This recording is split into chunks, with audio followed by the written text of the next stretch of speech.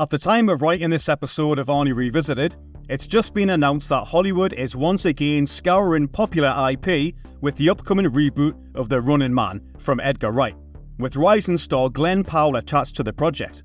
The Top Gun Maverick actor is certainly hot property right now, having just cozied up to Sydney Sweeney in Anyone But You. However, it was another actor whose star was crashing through the sky in the 80s who first took on the adaptation of Stephen King's short story, which was written under his Richard Bachman pen name. Arnie had just battled camouflage alien hunters in Predator, released in June 1987, and the same year saw him take on another action sci-fi project, albeit this time with less aliens, but similarly memorable action and one-liners. Killian, I'll be back. Only in a rerun. It was quite a departure from the original short story, but the movie saw the Austrian oak take on a dystopian TV show where criminals, also known as runners, must escape death at the hands of professional killers. Think gladiators with gruesome death by chainsaw, rather than a tame sponge mallet blow thrown in for good measure.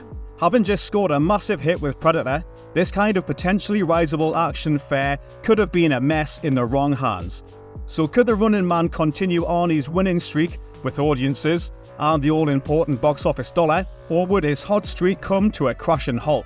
Well, don your favourite golden jumpsuit and get ready to kick some dystopian ass here on Arnie Revisited. But why should I? Because I'm going to say, please.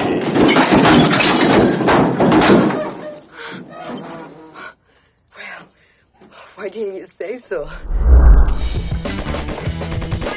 Stick around. You should not drink and bake. I'll be back. As a young lad in the late 80s, I spent my time doing the usual stuff. You know, skating around the streets of my hometown, Guns N' Roses blasting on my waterproof yellow Sony Walkman, trying my best to do well at school, and generally keeping out of trouble. All the while, my head was filled with whatever movie I'd persuaded my folks to let me stay up and watch, which meant that I had visions of sharks eating kids and aliens bursting through chests in my impressionable mind. Plus, a whole load of Arnie one-liners stored up, ready to be unloaded on me pals. Don't disturb my friend, he's dead tired. The Running Man had been on my radar ever since me and my comrades had caught the trailer during a Saturday matinee of some shit we were barely old enough to get in to watch.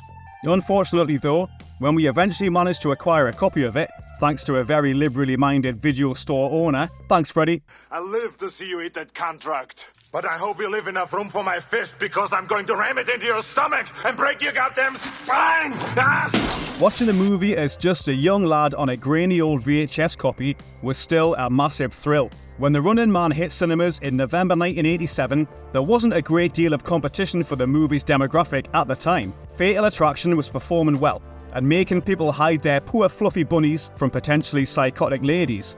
I'm not going to be ignored, Dad. While Dirty Dancing was in its 13th week, and family classic The Princess Bride, which was only dropping off slightly week on week. Inconceivable. The only other male-skewed action movie still in cinemas was Death Wish 4: The Crackdown. Who are you? Dead. Which had already dropped off by 46% in its second week. So, TriStar's altered wintertime release strategy looked like it could pay dividends. From what I recall at the time, The Running Man was generally met with a warm reception, and it was certainly regarded as a strong project for Arnie, at least compared to the underrated and probably underappreciated Raw Deal from the previous year. In terms of production, the movie took a while to find its director, with Paul Michael Glaser first turning down the opportunity due to what he felt was a rushed pre-production timeframe. Andrew Davis was hired and very swiftly fired after the movie went a week behind schedule. So the producers went back to Glaser and persuaded him to come on board.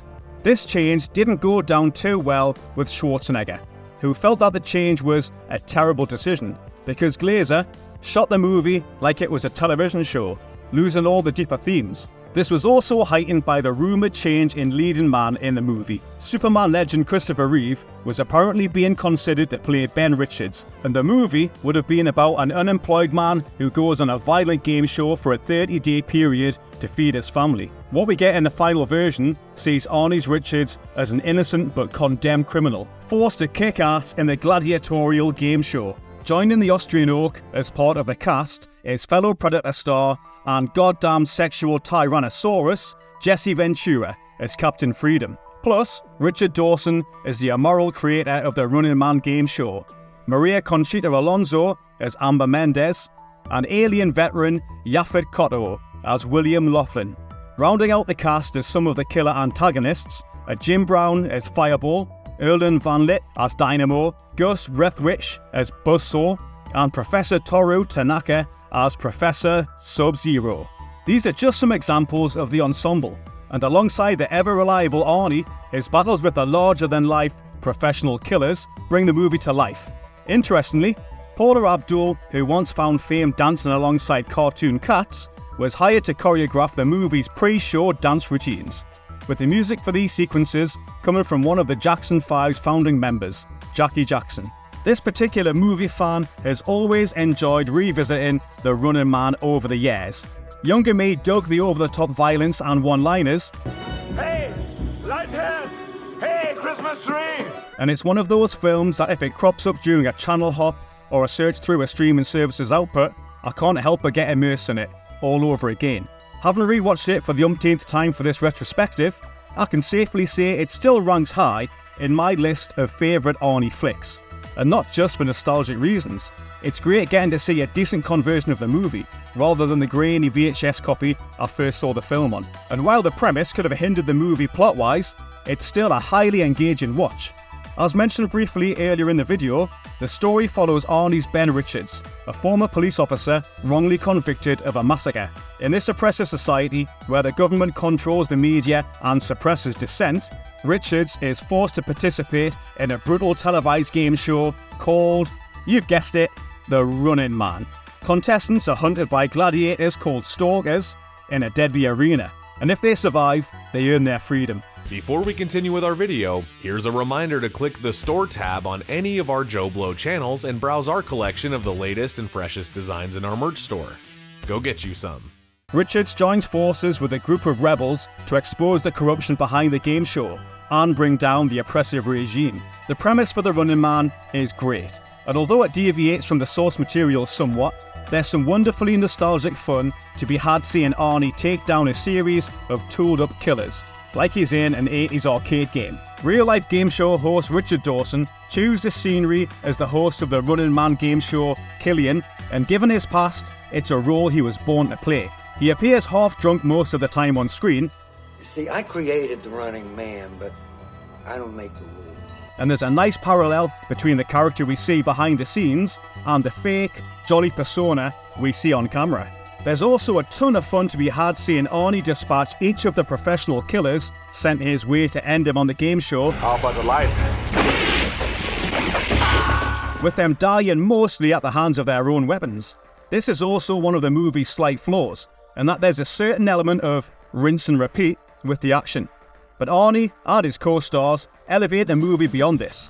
However, the movie is really about the ludicrous action and social commentary on display, with crazed pensioners baying for blood and being rewarded with VCRs for choosing who gets slaughtered next. Plus, the series of crazy antagonists skating around with hockey sticks or the opera singing Dynamo are the real reasons to tune into the show. Plus, naturally, Arnie gets out unscathed without breaking much of a sweat. The Running Man was released on November the 13th in the US at 1,692 theatres and grossed just over $8 million during its opening weekend, with an overall gross of $38.1 million. Critically, the movie had a mixed reception, and on Rotten Tomatoes, it has a score of 67% based upon 48 reviews. If you take any notice of that particular site, of course. Roger Ebert awarded the film 2.5 stars and complained that all the action scenes are versions of the same scenario, but also praised Dawson's performance. The Washington Post were more impressed, saying that the film is a fast-paced, futuristic puree of beat the clock, max headroom, professional wrestling, and the most dangerous game. Pumped and primed for self-parody, the burly star proves as funny as he is ferocious in this tough guy's commentary on America's preoccupation with violence and game shows. Interestingly, on the movie's 30th anniversary in 2017, The UK's BBC cited the film as having successfully predicted some aspects of life in that year, economic collapses, and a critique on American television culture apparently being the most accurate. I also have to mention the movie score by Beverly Hills Cop legend Harold Faltermeyer, which, despite not featuring anything quite like the earworm of Axel F, is still very memorable. Ultimately though, The Running Man still holds a very warm place in the heart of this particular movie fan, and I'm intrigued to see what the mega talented Edgar Wright can do with the source material in his upcoming remake, reimagining, whatever they're gonna call it. If Glen Powell can pull off Golden Lycra like Arnie can, and maybe even bring along Sydney Sweeney for the ride, then who knows. Right. Did Arnie and Co deliver another kick-ass 80s actioner that still holds up well today? Or was that Lycra bodysuit and over-the-top action too much? Let us know your thoughts in the comments section, and we'll see you wonderful action fans next time here on Arnie Revisited. Thanks for watching.